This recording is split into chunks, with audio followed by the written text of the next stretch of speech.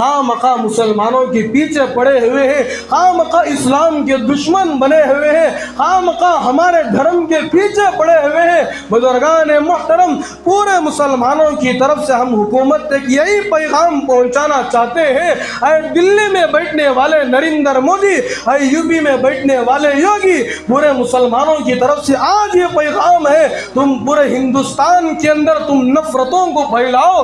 ہم مسلمان اس شہری ہیں، اس ہندوستان میں پیدا ہوئے ہیں، اس ہندوستان میں زندگی کو گزار رہے ہیں۔ ایک وقت وہ آئے گا ہم ہندوستان کی اسی زمین کے اندر دفن ہوں گے انشاءاللہ۔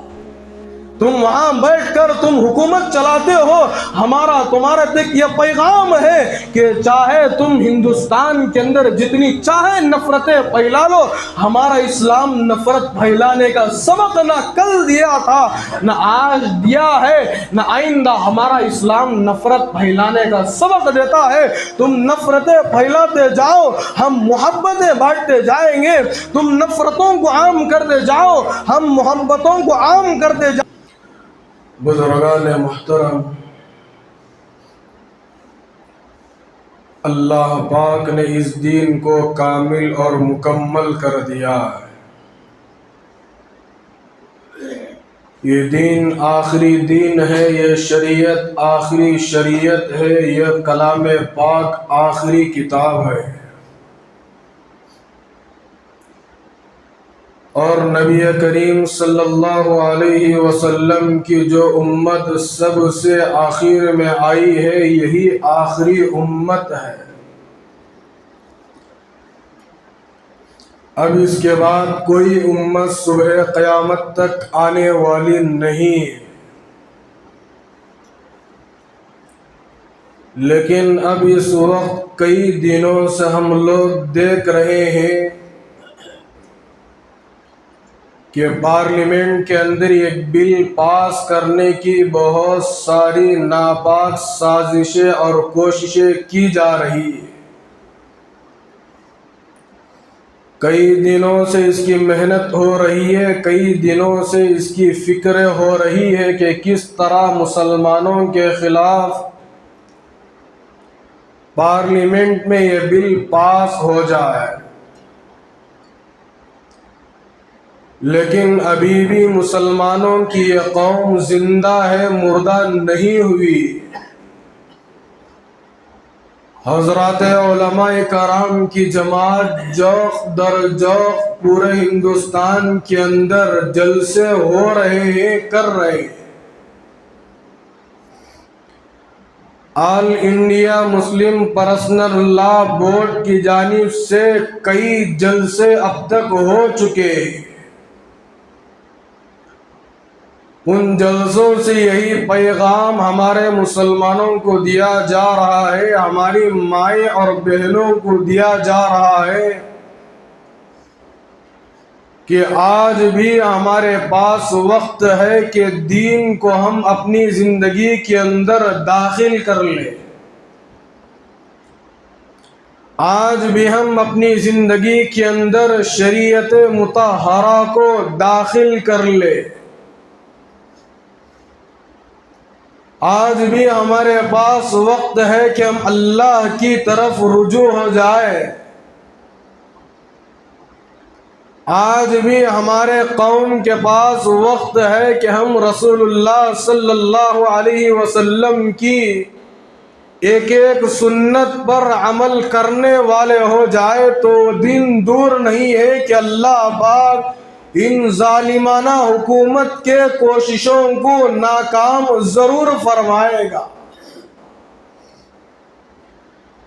لیکن اب دین مکمل ہو چکا ہے، یہ دین آخری دین ہے، یہ شریعت آخری شریعت ہے، یہ کلام پاک آخری کتاب ہے۔ اب شریعت کے اندر رد و بدل کرنے کی سازشیں ہو رہی ہیں۔ آج سے 500 سال یا 800 سال یا 1000 سال پہلے یا قریب ہی کا زمانہ لے لیجئے، 300-400 سال پہلے جو ہمارے باپ داداؤں نے اللہ کے نام پر زمینوں کو وقف کیا تھا کہ ان زمینوں کے اندر اللہ کے نام پر مساجدوں کو بنایا جائے، اللہ کے نام پر اس جگہ پر مدرسہ کھولا جائے، دینی خانقاہیں کھولا جائے، اور بہت ساری پراپرٹیز وہ ہے جس پراپرٹی کے اندر مسلمانوں نے قبرستانوں کے لیے جگہ کو وقف کیا تھا۔ ہزاروں نہیں لاکھوں کے انسانوں کو اب تک قبرستانوں کے اندر دفن کر دیا گیا۔ اب حکومت یہ چاہ رہی ہے کہ اس کے سارے کاغذات ہم کو دکھانا پڑے گا۔ یہ مسلمانوں سے اس وقت حکومت طلب کر رہی ہے۔ یہ جو اللہ کے نام پر وقف کر کے لوگ دنیا سے چلے گئے کہ یہ جو زمین میں دے رہا ہوں اس زمین کے اندر اللہ کے لیے مسجد کو بنانا ہے، یہ اللہ کے نام پر پوری پراپرٹی کو وقف کر دیا گیا تھا۔ اب حکومتوں کی یہ کوششیں ہو رہی ہے کہ کس طرح مسلمانوں کو زیر خاک کر دیا جائے، مسلمانوں کو ہرا دیا جائے، مسلمانوں کو شکست کر دیا جائے، اور مسلمان جو رات میں سوتے ہیں وہ سونے والے نیند کو ختم کر دیا جائے۔ آج کی یہ ظالمانہ حکومت کی ناپاک سازشیں اور کوششیں ہو رہی ہیں، لیکن خدا وحدہ لا شریک کی قسم آج مسلمان کچھ دیر کے لیے سو تو سکتا ہے لیکن ہمیشہ کے لیے مردہ نہیں ہو سکتا۔ حکومت یہ سمجھ رہی ہے کہ مسلمانوں کے پاس کوئی طاقت نہیں ہے۔ حکومت آج یہ سمجھ رہی ہے کہ مسلمانوں کے پاس کوئی ہمت نہیں ہے، کوئی طاقت نہیں ہے۔ میں ڈنکے کی چوٹ پر کہنا چاہتا ہوں، اگر مسلمانوں کے اندر جو ہمت ہے، جو حوصلہ ہے، جو طاقت ہے، جو ولولہ ہے، جو ایمانی جذبہ اور پاور ہے، بزرگان محترم، اگر ایک مرتبہ ہندوستان کے مسلمان آگے بڑھ جائے تو میں خدا کو گواہ بنا کر کہتا ہوں کہ یہ ظالم حکومت گھٹنے ٹیکنے پر مجبور ہو جائیں گے، اس لیے کہ آج بھی ہمارے اندر وہ ایمانی جذبہ موجود ہے، ہمارے جسم کے اندر وہ ایمانی پاور موجود ہے۔ اسی لیے بزرگان محترم حضرات علماء فرماتے ہیں کہ مسلمانوں کو چھیڑنا نہیں چاہیے۔ اگر کوئی مسلمانوں کو چھیڑتا ہے مسلمان قوم اس کو چھوڑتی نہیں ہے۔ آج یہ حکومت مسلمانوں سے پنگا لے رہی ہے، آج یہ حکومت مسلمانوں کے اور دوسرے دھرم کے درمیان اختلافات کو ڈالنا چاہ رہی ہے، آج یہ حکومت ہندوستان کے اندر لڑائیوں کو ظاہر کرنا چاہ رہی ہے، آج یہ حکومت یہ سارے ہندوستان کے اندر جتنے وقف پراپرٹیز ہیں بزرگان محترم یہ ساری پراپرٹیز کو اپنے ہاتھ میں اپنے قبضے میں لینا چاہ رہی ہے۔ لیکن قربان جائیے آل انڈیا مسلم پرسنل لا بورڈ والوں کو، جتنے علماء، جتنے ممبرز، جتنے معاونین اس خدمت میں لگے ہوئے ہیں، اللہ پاک سب کی خدمت کو قبول فرمائے، سب کی محنتوں کو قبول فرمائے، سب کی کاوشوں کو قبول فرمائے۔ مسلسل 15-20 دنوں سے ہر مسجد کے اندر یہ جلسے کر رہے ہیں اور مسلمانوں کو بیدار کر رہے ہیں اور مسلمانوں کو جگا رہے ہیں اور یہ کہہ رہے ہیں اے مسلمانوں، اے ہندوستان کے نوجوانوں، آج بھی تمہارے پاس جاگنے کے لیے وقت ہے۔ اگر تم آج نہیں جاگو گے، ہندوستان کے مسلمانوں کان کھول کر سن لو، اگر آج تم نے اللہ کی بنائی ہوئی یہ مساجد کی حفاظت نہیں کرو گے، اللہ کے نام پر بنائے ہوئے یہ مدارس کی حفاظت نہیں کرو گے، یہ دینی خانقاہوں کی حفاظت نہیں کرو گے، بزرگان دین کے جو مزارات بنے ہوئے ہیں ان مزارات کی اگر حفاظت نہیں کرو گے، اگر تم قبرستانوں کی حفاظت نہیں کرو گے، اگر تم درگاہوں کی حفاظت نہیں کرو گے، ہندوستان کے مسلمانوں کان کھول کر سن لو، وہ دن دور نہیں ہے جب تم دنیا سے چلے جاؤ گے، تم کو تمہارے رشتہ دار قبر کے اندر ڈال کر تمہارے جسموں के ऊपर मिट्टी डालकर तुमको दफन कर दिए जाओगे। एक वक्त वो आने वाला है, अगर तुम इन चीज़ों की हिफाजत नहीं करोगे, कब्रिस्तान के सामने आकर, तुम्हारी कब्र के पास आकर तुम्हारी औलाद ये कहेगी, चाहे तुम बाप हो, चाहे तुम दादा हो, चाहे तुम चचा हो, चाहे तुम मामा हो, कोई क्यों ना हो, तुम्हारी औलाद कब्रिस्तान में तुम्हारी कब्र के पास आकर ये कहेगी, वो तो तुम्हारे लिए सूरह फातिहा हरगिज नहीं पढ़कर बख्शेगी।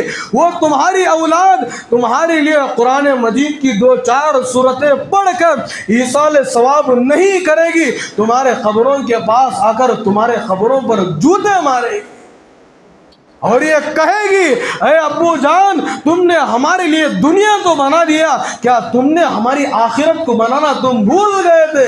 तुमने हमारे लिए दुनिया की फिक्र किए थे, अल्लाह की मसाजिद को ज़ाया किए जा रहे थे। आज कितने लोग हैं व्हाट्सएप पर, फेसबुक पर, बुजुर्गान मुहतरम, इतनी तेज़ी के साथ ये वीडियो वायरल हो रहे। मेरा हुकूमत से ये मुतालबा है कि हुकूमत इन जालिमों को क्यों अपने हाथ में नहीं लेती, हुकूमत इन जालिमों को जेल खानों के सलाखों के अंदर क्यों दाखिल नहीं करती। आज कुछ इस्लाम के शर पसंद लोग ये कह रहे हैं कि हम मस्जिद के अंदर घुसकर मस्जिदों को तोड़ेंगे, इन लोगों को हुकूमत क्यों नहीं पकड़ती? डंके की चोट पर खड़े होकर एक जालिम ये कह रहा है, हजारों के मजमों के दरमियान स्टेज पर खड़े होकर ये कह रहा है, वीडियो मेरे पास मौजूद है, नमाज जुमा के बाद मुलाकात कीजिए, मैं आपको बताऊंगा। बरसरे आम खड़े होकर ये कह रहा है कि मैं मुसलमानों की जो इबादत गाह है, जो मस्जिद है, जहां जाकर मुसलमान 5 वक्त की नमाज अदा करता है, कुरान मजीद की तिलावत करता है, अल्लाह रब्बुल इज्जत के लिए सजदा करता है, जिक्र करता है, मैं उनकी इबादत गाहों के अंदर जाऊंगा, पूरी मस्जिदों को तोड़ूंगा, उनकी मस्जिदों को गिराऊंगा। मैं हुकूमत से पूछना चाहता हूं, सबसे पहले ऐसे लोगों को आप गिरफ्तार क्यों नहीं करते? खामखा मुसलमानों के पीछे पड़े हुए हैं, खामखा इस्लाम के दुश्मन बने हुए हैं, खामखा हमारे धर्म के पीछे पड़े हुए हैं। बुजुर्गान मुहतरम, पूरे मुसलमानों की तरफ से हम हुकूमत तक यही पैगाम पहुंचाना चाहते हैं, ऐ दिल्ली में बैठने वाले नरेंद्र मोदी, ऐ यूपी में बैठने वाले योगी, पूरे मुसलमानों की तरफ से आज ये पैगाम है, तुम पूरे हिंदुस्तान के अंदर तुम नफरतों को फैलाओ। हम मुसलमान इस शहरी हैं, इस हिंदुस्तान में पैदा हुए हैं, इस हिंदुस्तान में जिंदगी को गुजार रहे, एक वक्त वो आएगा हम हिंदुस्तान की इसी जमीन के अंदर दफन होंगे इंशाअल्लाह। तुम वहां बैठकर तुम हुकूमत चलाते हो, हमारा तुम्हारे तक यह पैगाम है कि चाहे तुम हिंदुस्तान के अंदर जितनी चाहे नफरतें फैला लो, हमारा इस्लाम नफरत फैलाने का सबक ना कल दिया था, न आज दिया है, न आइंदा हमारा इस्लाम नफरत फैलाने का सबक देता है। तुम नफरतें फैलाते जाओ, हम मोहब्बतें बांटते जाएंगे, तुम नफरतों को आम करते जाओ, हम मोहब्बतों को आम करते जाएंगे। तुम मुसलमानों से मसाजिद को छीनना चाहते हो, हम उन्हीं मसाजिद के अंदर इबादतों के अंदर इजाफा करेंगे। तुम मदारिस को तोड़ना चाहते हो, हमारी जानिब से मुसलमानों की तरफ से ये पैगाम है, हम उन मदारिस के अंदर अपने छोटे छोटे मासूम बच्चों को भेजेंगे। उस मदरसे के अंदर, उस मस्जिद के अंदर छोटे छोटे मासूम बच्चे जिनकी क्या उम्र होती है, 5 साल की उम्र होती है, 7 साल की उम्र होती है, 10 साल की उम्र होती है। ऐ हुकूमत वालों सुन लो, तुम हमारे मदारिस को तोड़ना क्या चाहते हो? हम इन मदारिस में उतने बच्चों को हम मदारिस के अंदर भेजेंगे, उनको क़ाल अल्लाह क़ाल रसूल का दर्स सिखाएंगे, कुरान मजीद पढ़ना सिखाएंगे, नूरानी कायदा पढ़ना सिखाएंगे, अलीफ बाता पढ़ना सिखाएंगे। ये तो हदीस पाक के अंदर साफ अल्लाह के नबी ने कहा कि पूरी दुनिया के अंदर अगर کوئی ایک مسلمان بھی اللہ اللہ اللہ کہنے والا باقی رہے گا، میرے رب کی عزت و جلالت کی قسم اس وقت تک دنیا کے اندر قیامت برپا نہیں ہو سکتی۔ یہ ایک ایمان والے کی قدر و قیمت ہے۔ ارے یہ کیا مساجدوں کو ختم کرنا چاہتے ہیں، یہ کیا ہمارے سے مساجدوں کو چھیننا چاہتے ہیں، یہ کیا ہمارے مدارس کو اپنے قبضے میں لینا چاہتے ہیں، یہ کیا قبرستانوں کو چھیننا چاہتے ہیں، یہ کیا ہمارے درگاہوں کو چھیننا چاہتے ہیں۔ میرے رب کی عزت و جلالت کی قسم میں ڈنکے کی چوٹ پر کہنا چاہتا ہوں، یہ ہمارے سے چھیننا تو دور کی بات ہے۔ بزرگان محترم، آج بھی مسلمان زندے ہیں، ان لوگوں کو چھیننا تو دور کی بات ہے، ہاتھ لگانا تک ہم نہیں دیں گے انشاءاللہ۔ اسی لیے بزرگان محترم، حالات اس وقت بڑے نازک چل رہے ہیں، حالات اس وقت بڑے خطرناک چل رہے ہیں۔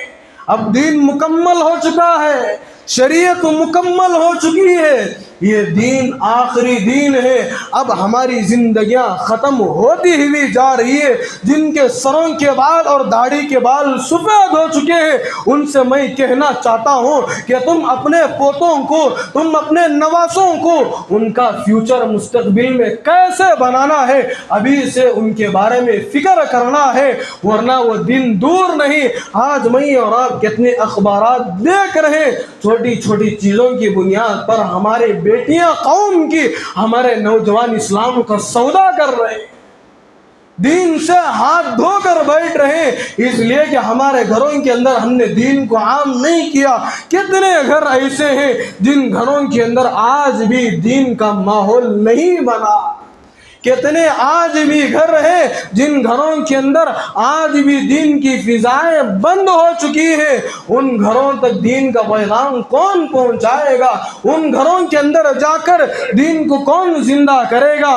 بزرگان محترم، یہ ہم سب کی ذمہ داری ہے، ہم اللہ کی طرف متوجہ ہونا ہے، دعاؤں میں وقت گزارنا ہے، نمازوں کا اہتمام کرنا ہے۔ ہم جتنا زیادہ ہو سکے پورے اخلاص کے ساتھ، پورے خشوع کے ساتھ، پورے خضوع کے ساتھ دعاؤں میں متوجہ ہونا ہے۔ اللہ پاک آج بھی ہم جیسے مسلمانوں کی دعاؤں کو ضرور قبول فرمائے۔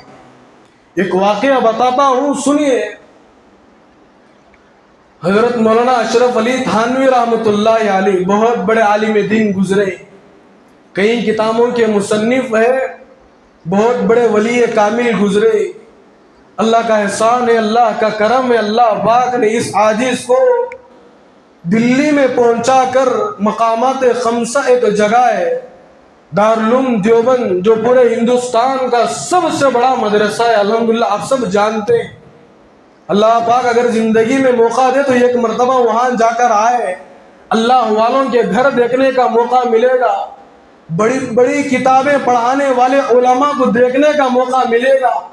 ایک ایک درسگاہ میں 2500 طلبہ بیٹھیں گے، 3000 طلبہ، یہاں تک کہ ہم نے خود دیکھا دورہ حدیث کے اندر ایک درسگاہ میں بیٹھیں گے اور یہ استاد پورے طلبہ کے سامنے بیٹھ کر درس حدیث پڑھائیں گے، درس بخاری پڑھائیں گے، ترمذی پڑھائیں گے، ابو داؤد شریف پڑھائیں گے، حدیث کی بڑی بڑی کتابیں ہیں۔ اللہ پاک نے یہ عاجز کو موقع بھی دیا کہ اللہ والوں کی ان احادیث، اللہ والوں کی ان درسگاہوں میں بیٹھنے کا اللہ پاک نے موقع دیا۔ تو ہم نے حضرت مولانا اشرف علی تھانوی رحمۃ اللہ علیہ کے گھر کو بھی گئے، الحمدللہ اللہ کا شکر ہے، ان کے قبر کے پاس بھی گئے، بالکل سیدھی سادی سی قبر۔ ہم نے پورے قبرستان کے اندر دیکھا کہ پورے قبرستان کے اندر کسی قبر کے اوپر یہ پھول کو ہم نے نہیں دیکھا۔ تقریباً 300 سے زائد لوگ وہاں پر دفن تھے، لیکن خاص طور پر ہم نے حضرت مولانا اشرف علی تھانوی رحمۃ اللہ علیہ کے قبر پر جب قرآن مجید کی تلاوت کر کچھ ایصال ثواب کرنے کے لیے ہماری جماعت کے کچھ ساتھیاں وہاں پر پہنچے، ہم نے دیکھا کہ بالکل سیدھی سادی سی قبر ہے، صرف پتھرا لگا ہوا ہے۔ دعا فرمائے کہ اللہ پاک حضرت کی مغفرت فرمائے، ان کی قبر میں نور کو منور فرمائے۔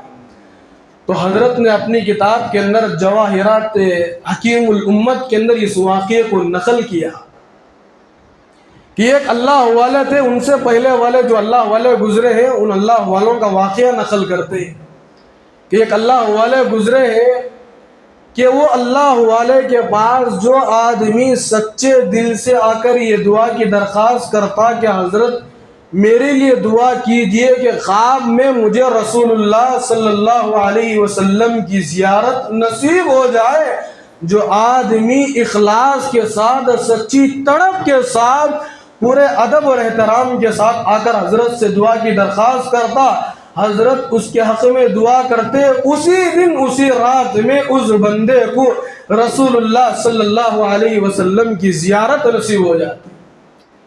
ایک دن ایسا ہوا کہ لوگ آتے رہے جاتے رہے، کئی لوگوں کو زیارت ہوتی رہی۔ ایک دن بیگم صاحبہ نے کہا، اجی آپ روزانہ لوگوں کو رسول اللہ صلی اللہ علیہ وسلم کی خواب میں زیارت کراتے ہیں، دعا کرتے ہیں، آپ ان کے حق میں دعا کرتے ہیں، جب وہ جا کر آرام کرتے ہیں ان کو خواب میں رسول اللہ صلی اللہ علیہ وسلم کی زیارت ہو جاتی ہے۔ میں تو آپ کی بیوی ہوں، میں تو آپ کی بیگم صاحبہ ہوں، صبح میں بھی تمہارے ساتھ رہتی ہوں، شام میں بھی تمہارے ساتھ رہتی ہوں، زندگی کا اکثر سرمایہ میں تمہارے ساتھ گزار رہی ہوں، آپ میرے لیے بھی دعا کر دیجئے کہ میں بھی خواب میں رسول اللہ صلی اللہ علیہ وسلم کی زیارت کر سکوں۔ اللہ والے تو اللہ والے ہوتے ہیں۔ اللہ والے نے اپنے بیگم صاحبہ سے کہا، وہ بیگم صاحبہ پوری بوڑھی ہو چکی تھی، تقریباً 65 سال کی ان کی عمر ہو چکی تھی۔ اب جس عورت کی عمر 65 سال کی ہو جائے کیا وہ خوبصورت دکھے گی؟ تو اللہ والے نے اپنی بیگم صاحبہ سے کہا کہ میں ایک شرط پر آپ کے حق میں دعا کروں گا۔ کیا کہا انہوں نے؟ ایک شرط ہے، اگر اس شرط کو آپ پورا کرو گی تو میں تمہارے لیے ضرور دعا کروں گا۔ تو بوڑھی اماں کہنے لگی، بیگم صاحبہ اپنے شوہر سے کہنے لگی، اللہ والے سے کہنے لگی، بزرگ میاں سے کہنے لگی کہ بتائیے آپ کی کیا شرط ہے؟ اللہ والے اپنی بیگم صاحبہ سے کہا کہ وہ شرط یہ ہے کہ جس طرح تم شادی کے دن نکاح کے وقت میں جس طرح تم تیار ہوئے تھے، آج تم کو اس طرح تیار ہونا۔ جس طرح تم نے نکاح والے دن خوبصورت عمدہ سے عمدہ کپڑا پہنی تھی، وہ کپڑا آج پہننا پڑے گا۔ جس طرح تم نکاح کے دن دلہن بننے کے لیے جس طرح تم نے میک اپ کیا تھا، آج اس طرح تم کو میک اپ کرنا پڑے گا۔ جس طرح تمہاری شادی کے دن تم نے اپنے چہرے پر پاؤڈر استعمال کیے تھے، آج اس پاؤڈر کو استعمال کرنا ہے۔ غرض یہ ہے کہ جس طرح تم شادی کے دن، نکاح کے دن جس طرح تیار ہوئے تھے، آج تم کو اس طرح تیار ہونا۔ اب بیگم صاحبہ پریشان ہو گئی، حیران ہو گئی، 65 سال کی عمر ہے، یہ شرط لگا رہے۔ ہم نے تو ان سے یہ کہا کہ آپ دعا کر دیجئے کہ میں بھی خواب میں حضور کی زیارت کروں، آپ یہ شرط لگا رہے، کیا بات ہے؟ بیگم صاحبہ سوچتی ہے، اب میں اس عمر میں تیار ہوں گی، خوبصورت کپڑے پہنوں گی، پاؤڈر لگاؤں گی، مہندی لگاؤں گی، لالی لگاؤں گی تو لوگ مجھے تانا دیں گے۔ چنانچہ اس نے سوچا، وہ جو بیگم صاحبہ تھی، بیوی تھی، سوچنے لگی اب میں تیار ہوئی تو مجھے باہر کیوں جانا ہے؟ میں بن گئی، سور گئی، سج گئی تو مجھے گھر کے اندر رہنا ہے، اور میں گھر کے اندر رہوں گی تو کوئی لوگ مجھے نہیں دیکھیں گے۔ چنانچہ جب میں تیار ہو جاؤں گی اور میں اپنے شوہر سے جا کر یہ کہوں گی اب میں تیار ہو چکی ہوں، آپ میرے لیے دعا کر دیجئے، تو وہ دعا کر دیں گے اور خواب میں مجھے بھی حضور کی زیارت ہو جائے گی۔ چنانچہ وہ بیگم صاحبہ کہنے لگی جی میں تیار ہو جاؤں گی۔ چنانچہ اس دن کیا ہوا، بیگم صاحبہ یہ سوچ کر جاتی ہے، سوچ کر جانے کے بعد اپنے ہاتھوں کو سب سے پہلے مہندی لگاتی ہے، مہندی لگانے کے بعد اس دن رات میں آرام کر لیتی ہے۔ پھر دوسرے دن صبح میں اٹھتی ہے، صبح میں اٹھنے کے بعد غسل وغیرہ سے فارغ ہوتی ہے، غسل وغیرہ سے فارغ ہونے کے بعد ایک اچھا سا اچھا عمدہ پاک اور شفاف خوبصورت کپڑا پہنتی ہے۔ کپڑے پہننے کے بعد تیار ہو کر جا کر شوہر سے کہتی ہے کہ اب میں تیار ہو گئی ہوں۔ شوہر نے دیکھا کہ بیگم صاحبہ تیار ہو گئے، بیگم صاحبہ سے کہا، بوڑھی عورت سے کہا، اماں جان سے کہا، اپنی بیوی سے کہا کہ تم تھوڑی دیر کے لیے بیڈ کے اوپر بیٹھ جاؤ، میں 2 منٹ باہر جا کر آتا ہوں۔ کتنے منٹ؟ بولو بھائی کتنے منٹ؟ 2 منٹ باہر جا کر کے آتا ہوں، آپ اسی طرح پلنگ کے اوپر بیٹھ جائیے۔ چنانچہ بیوی تیار ہو کر پلنگ کے اوپر بیٹھ گئی۔ وہ اللہ والے جاتے ہیں، اس اپنی بیوی کے بھائیوں کو، بہنوں کو، نواسوں کو، نواسیوں کو، بھانجوں کو، بھانجیوں کو، پوتے اور پوتیوں کو، سب کو بلا لے کر اپنے گھر کے اندر آ جاتے ہیں۔ اب جب سب رشتہ دار جب گھر کے اندر آ جاتے ہیں، شوہر اپنی بیگم صاحبہ کی طرف انگلی اٹھاتے ہوئے کہتے ہیں دیکھو یہ عمر میں یہ عورت سجی ہوئی ہے، اس کی عمر کتنے سال ہے؟ 65 سے 70 سال ہے۔ اس عمر میں یہ خوبصورت کپڑے پہنی ہوئی ہے، اس عمر میں یہ پاؤڈر لگائی ہوئی ہے، اس عمر میں یہ مہندی لگائی ہوئی ہے۔ میں نے زندگی کے اندر 2 موقع ایسے دیکھے ہیں جو اس نے سجی ہوئی ہے۔ ایک نکاح والے دن میں نے دیکھا کہ اس کو سجی ہوئی تھی، آج دوسری مرتبہ میں دیکھ رہا ہوں یہ سجی ہوئی ہے، یہ عمر میں یہ بلا ہے۔ چنانچہ سارے کے سارے رشتہ دار آ کر ہنسنے لگے، تانے دینے لگے۔ جب سارے رشتہ دار آ کر تانے دینے لگے، بزرگان محترم وہ جو بیگم صاحبہ تھی جو سور کر بیٹھی ہوئی تھی، خواب میں حضور کی زیارت کرنے کے لیے دعا کی درخواست کی تھی، یہ شرط پر اسے سورنا پڑا، سجنا پڑا۔ چنانچہ یہ سب سارے لوگوں کے ہنسی مذاق کو دیکھ کر اس کا دل چور چور ہونے لگا، اس کا دل اندر سے پیسنے لگا، اس کا دل اندر سے لرزنے لگا، اور وہ زار و خطر رونے لگی اور اپنے شوہر سے کہا کہ تم کو یہی مذاق کرنے کے لیے چیز ملی، تم کو کوئی چیز دوسری نہیں ملی کہ تم مذاق کرتے۔ سارے رشتہ دار آئے، میرے بھائی آئے، میرے بہنیں آئی، میرے پوتے آئے، سب آ کر میرے مذاق اڑا کر چلے گئے۔ چنانچہ شوہر نے کچھ نہیں کہا، عورت روتی رہی، ایک آدھ 2 گھنٹے تک روتی رہی۔ بزرگان محترم اس کے بعد رونے کے بعد رستے ہوئے جا کر سو گئی۔ اس دن کھانا بھی نہیں کھائی۔ عورتوں کی ایک عادت ہوتی ہے جب عورت رستی ہے تو کھانا بھی نہیں کھاتی، لیکن اگر کوئی مرد عورت سے رس جاتا ہے اس دن دسترخوان پر بیٹھ کر کھانا زیادہ کھاتا ہے۔ عورت رس جاتی ہے تو شوہر سے بات نہیں کرتی، عورت رس جاتی ہے تو اس دن کھانا بھی نہیں کھاتی۔ یہ اللہ والے کا جو واقعہ ہمارے سامنے آ رہا ہے، ایک بات رکھ کر میں آپ کو واقعہ سنا رہا ہوں۔ بیگم صاحبہ رس کر شوہر سے بات کرے بغیر جا کر سو گئی۔ سو کر ابھی کچھ لمحات نہیں گزرے، بزرگان محترم خواب میں رسول اللہ صلی اللہ علیہ وسلم کی زیارت نصیب ہو گئی۔ کئی دیر تک حضور کو خواب میں دیکھتی رہی، اصحاب رسول کی بھی زیارت کرتی رہی۔ جب تہجد کا وقت ہوتا ہے تو تہجد پڑھنے کے لیے آنکھ کھل جاتی ہے۔ ارے جس عورت کے خواب میں، جو عورت خواب میں رسول اللہ صلی اللہ علیہ وسلم کو دیکھے اور وہ عورت تہجد میں نہ جاگے تو اور کیا بات ہے۔ تہجد کے وقت میں وہ عورت جاگ جاتی ہے، شوہر بھی جاگ جاتا ہے، چونکہ پہلے ہی سے عورت شوہر سے ناراض ہو کر سوئی ہے۔ اب بیگم صاحبہ صبح میں اٹھتی ہے تہجد پڑھنے کے لیے، اللہ والے بیگم صاحبہ سے پوچھتے ہیں او بیگم صاحبہ کیا خواب میں رسول اللہ صلی اللہ علیہ وسلم کی زیارت ہوئی ہے؟ بیگم صاحبہ 65-70 سال کی بوڑھی عورت کہنے لگی جی ہاں الحمدللہ، خواب میں نے بہت دیر تک رسول اللہ صلی اللہ علیہ وسلم کی زیارت کرتی تھی، خواب میں نے رسول اللہ صلی اللہ علیہ وسلم کی زیارت کرتی رہی اور اصحاب رسول کی بھی زیارت کی، الحمدللہ میں نے خواب میں حضور کی بھی زیارت کی ہے۔ کہنا چاہتا ہوں، وہ عورت اپنے شوہر سے کہنے لگی اے میرے شوہر، تم نے یہ خواب میں حضور کی زیارت کرانے کے لیے اتنا بڑا مذاق تم نے کیوں کیا؟ خواب میں رسول اللہ صلی اللہ علیہ وسلم کی زیارت کرانے کے لیے تم نے اتنا بڑا مذاق کیوں کیا؟ وہ اللہ والے جو جواب دیے، بزرگان محترم آج ہندوستان کے ایک ایک مسلمان کو اس بات پر عمل کرنے کی ضرورت ہے۔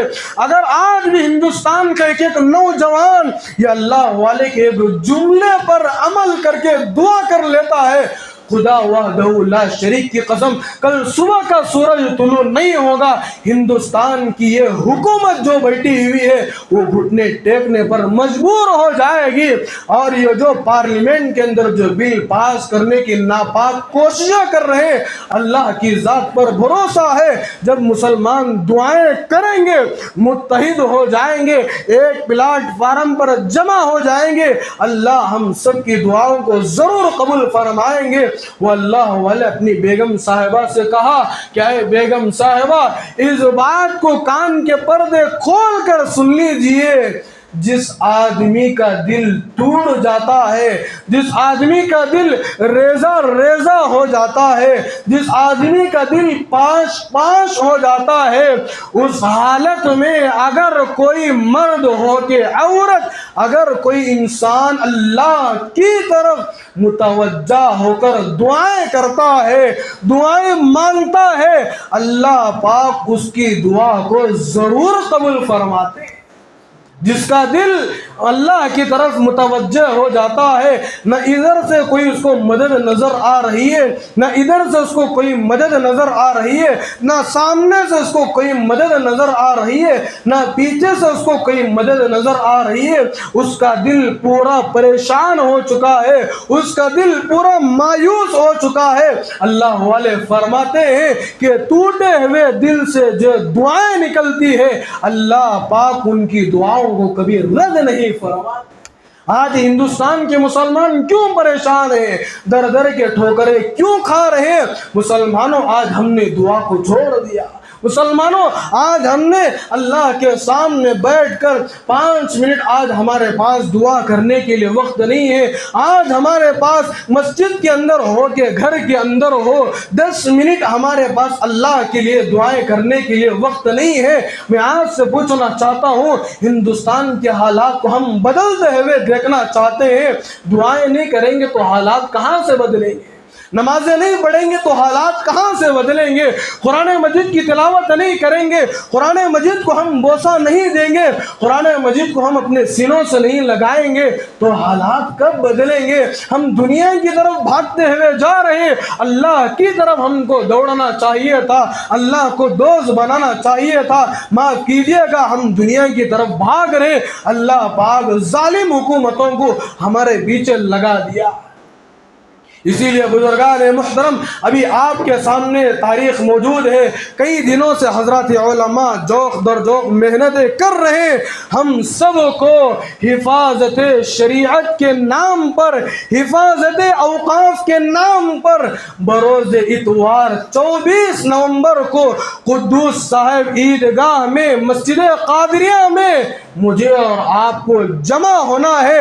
ہم سب کو ایک پلیٹ فارم پر جمع ہونا ہے، اور یہ ظالمانہ حکومت کو اور یہ مردود حکومت کو ہم سب مل کر یہ جواب دینا ہے، ایک آواز میں للکار کر یہ پیغام پارلیمنٹ تک پہنچانا ہے۔